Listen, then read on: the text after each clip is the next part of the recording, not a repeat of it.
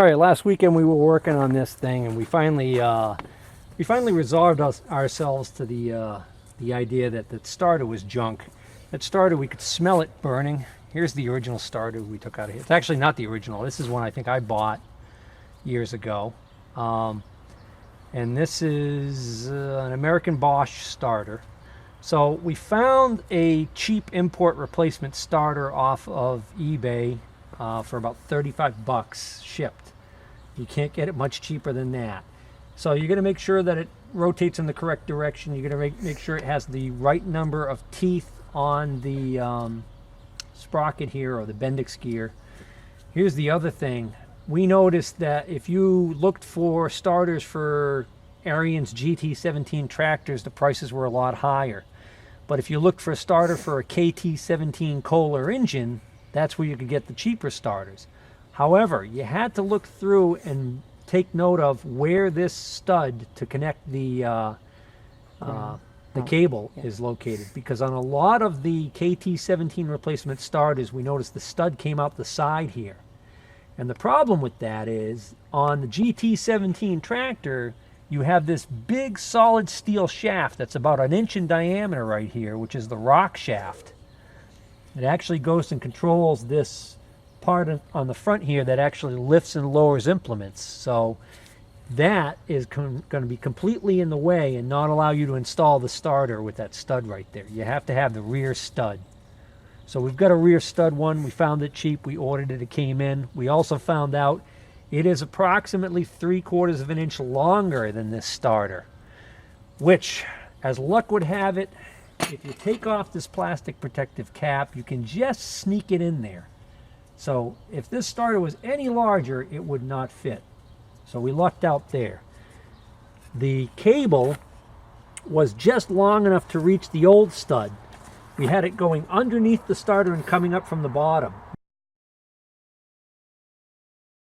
All right, so it's been a while since Mark and I worked on this tractor project of his, and I don't remember where we left off, but the last thing we did was we started to put the sheet metal back on.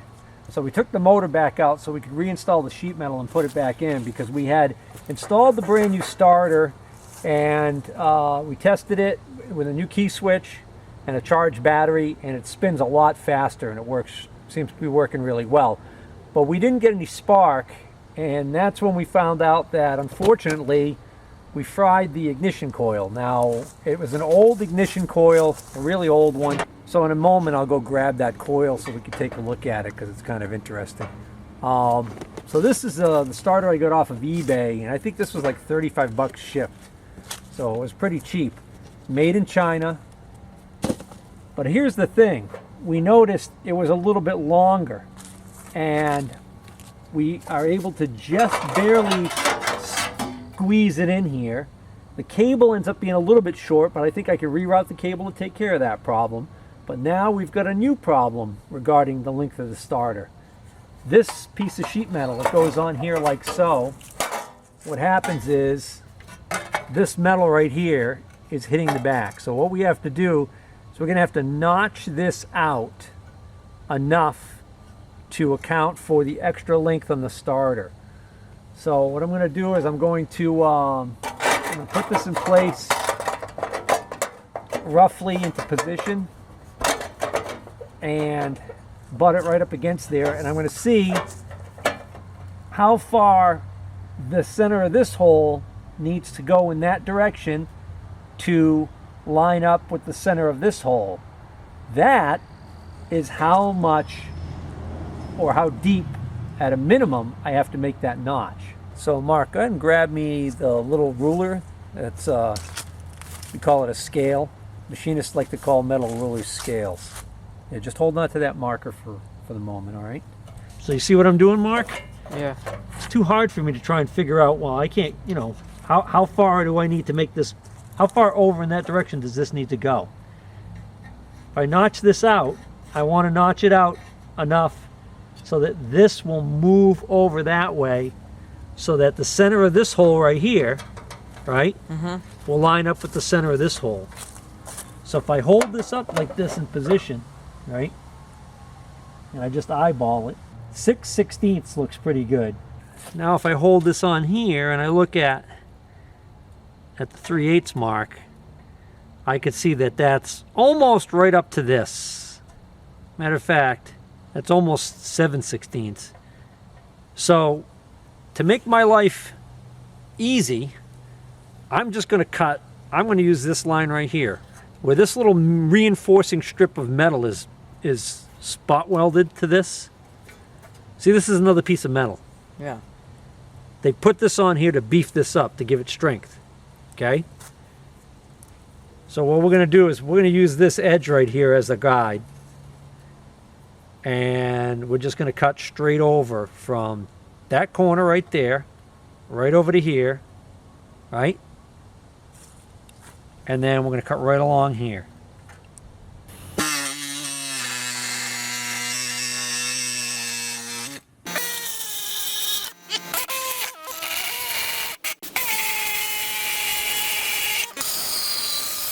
Perfect. Here, Mark. Go see if it fits now. All right, we're well on our way to getting this back installed in the tractor. Working on the motor mount bolts. I just had to hook this cable back up to the starter, which, because of the starter being longer, it's a little tricky. And it's a tight fit in there. So it's kind of hard to see, but you can just make out the battery connection there. There's our modified sheet metal. Even all that I cut out, and it's still right tight up against it. I found 2 more bolts to replace these 2 missing bolts. There's one on the bottom there that we put in, or did we? But these 2 are the ones that snapped off. And as much as I'd like to put replacement ones in there, I really don't feel like having to drill and try and get the remnants of those screws out of there. The fact that they snapped so easily makes me think that they're probably in there rusted in there pretty well, which means I'll probably be looking at, if I'm lucky, I might be able to drill a hole and use a screw extractor and some heat to get those out. But I don't think this is going to be that critical. Well, here's the carburetor from Mark's tractor project, and it's looking pretty crusty. So I already took the bowl off.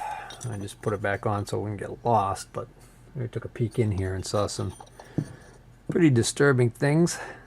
Anyways, if you're wondering what this is, according to my research online, apparently there were 2 carburetors that were furnished with the Kohler. There's this one here, which is a Walbro WHG. That's William Henry Golf. And then I think there was also a Kohler branded carburetor. And there is quite a few aftermarket carburetors available, cheap Chinese import ones now. If you're willing to wait for the slow boat from China, you can get this carburetor for as little as like 15 bucks. You know, it begs the question, why would you even bother trying to fix this carburetor? Well, if it's not in really bad shape, that might be a reason. And also the quality of the original Walbro carburetor is going to be better than most of the Chinese imports. There is some company that they've got like almost like a commercial on YouTube I was watching that, I forget what the name of their company is, but they basically were saying that they spec'd they had a Chinese company actually make a replacement carburetor that they modeled off of like an original Kohler one or something, and they go over how great it is and everything. But you want to buy that one from their website, it's still a made in Chinese carburetor, and they want like $60 or $70. I think it's like $69.99. But a quick check on eBay shows you that, oh no, there's an abundance of these suckers out there for like I said, 15 bucks. But I'm going to take a look at this one and see if we can't do something with it, only because, hey, it is an original Walbro carburetor, and even though this bowl, which is what I saw that looked horrible, is kind of scary looking, maybe the rest of it's okay, and maybe the bowl can be wire brushed out. Unfortunately, well, I should say, that looks pretty bad. The bowl can be bought separately as a replacement part for this carburetor, from what I gathered online. Here's the rub. what it would cost for an original Walbro bowl to fit this carburetor rivals what it would cost for a completely new Chinese import carburetor. So then it's kind of like, oh, why are you, what are you going to do there, right? And then you don't want to buy an aftermarket bowl, even if I don't even know if they make one, but you don't want to buy an aftermarket bowl in the fear that it wouldn't fit exactly right on this. You could, I guess, buy the cheap $15 Chinese import carburetor, and then when it comes in, try and fit the bowl to this and see. That's an option, I guess, right? But let's see if we can't rescue this carburetor. So that pin is stuck in there already.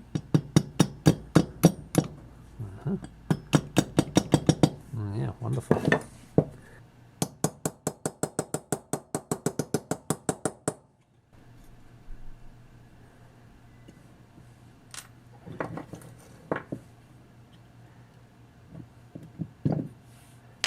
Has a little float needle. There's two versions of these types of needles in these carburetors. There's the one with a little rubber tip on it, and then there's the ones that are all metal. This has got the little tip on it. Actually, it looks like it's a pretty decent shape. A little surprised, actually. So what's unusual about this carburetor, at least I think it's unusual, I don't take a lot of these apart, or, well, I take enough of these apart that I usually know what to expect. And what I'm not seeing on here is I'm not seeing a removable jet down inside here. Usually there's a brass insert with slots in it that you can get a screwdriver down there, and instead there's a little, almost like a little pickup tube that comes right up and goes right into the throat here to act as the main jet. The point is, there's no way that I can see to remove that. So there's two mixture screws in this carburetor. There's this one down here, and then there's this one up here. This is I think the low speed idle. I think this is the high speed.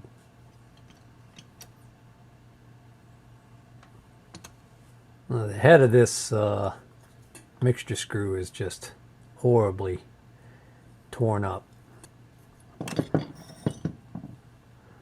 Rust on the end of that. Pretty badly rusted. There's the remnants of some Teflon tape on here. I had put this Teflon tape on here because I had found that the screw was so worn that it fit loose in the carburetor, and my suspicion was that one of the problems I was having with this tractor when I did have it running years ago was caused by air leakage around these screws, or the screw being so loose that while the engine was running and it vibrated, it would actually turn and go out of adjustment. Seemed like I was always forever trying to tweak this adjustment. Now look at that bowl gasket shot. Yeah, I'm not liking this at all. I'm thinking of stopping right here, because I can almost guarantee when I clean this out and wire wheel this out, it's going to be all really badly pitted. This just seems like this thing. Well, let me review my options again off camera and then make a decision. Hey everybody, welcome back. We're working on the Ariens tractor today. It's December 15th, 2019, and we've just had the strangest week of weather. A little over a week ago we had a pretty good snowstorm. We had quite a bit of snow on the ground, and then the weather moderated and we got a lot of rain came in that was so warm it melted pretty much all of the snow cover. And today it was actually pretty warm. Yesterday it was pretty warm, but it was rainy.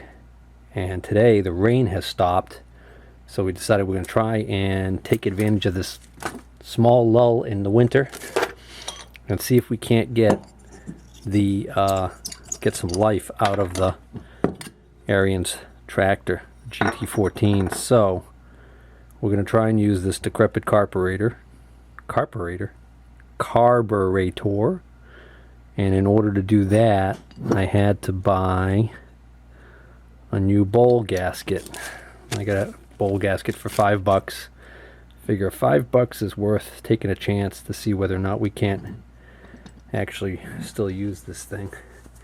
So that, yeah, those of you who don't recall, that's how bad the bowl looks. It's alright. So what I need next is I need a new gasket for this. So if I don't have one, I'm going to make one. Alright, I don't have a gasket. I was going to try and just cut one out of this corner of this piece here, but it'd be too thin, so I'm going to end up just using, I got some gasket material left over. Yeah? What are you doing? I'm making that gasket. What? I'm making the gasket, the little gasket for the bottom of the bowl. Where were you? I was outside. Oh, I came down here because I needed to make... Here, come here, I'll show you. This is the new bowl gasket I put on here. Yeah. So that's going to seal this top edge Yeah. when this is on there.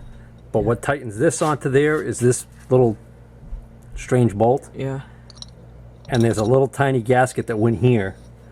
And if I just put this on and I tighten this, gas is going to leak out around here. And it'll drip off right on top of the motor. So I didn't have one of these. So I have this kit here, and it just cuts gaskets. So I found one large enough so that, see, that's going to be the outside diameter. Now I'm just going to make a hole in the center of this, big enough for this to pass through. So that's this size. Alright, so what I got to do is, the tricky part about this is I have to get this centered as best as I can. So see, I'm looking at making sure that the amount that's sticking out on this side is pretty much the same as on the other side. Yeah. And then on this side, same as this side. That actually doesn't look too bad. Where's your hammer? Oh, right there. Right there, this little one. So I'm just going to hold it without moving it. And I just tap it. And that's going to cut that little hole. And that is one gasket. Okay. So now take this, stick it on here like this, right? Line that up like that. Now we're just going to get a wrench and tighten that, and hopefully that'll work. Right, so I'll tighten this up, and we'll go throw this on the tractor and see what happens. All right, so the wind is pretty nasty out here, so there's probably going to be a lot of wind noise on the microphone. Not much I can do about that. All right, this gasket's in good shape, so we're going to reuse that one. So somewhere there's a nut that goes on here, and then there's probably a stud with a nut on it. Nope, not even close. Nope, nope, none of those. Well, that's Look in your bucket. No, you got a bucket full of stuff you threw in there. You had a bucket that you had the manifold in. Yeah, that was in there. And there's no hardware in there? I took everything out and put anything that was in there, I put back in. I put it in here to keep it Well, safe. I don't know what you did, but you somehow misplaced those, because we had those. I know we did. Nope, that's all of that. That is not it either. All right, as much fun as this has been,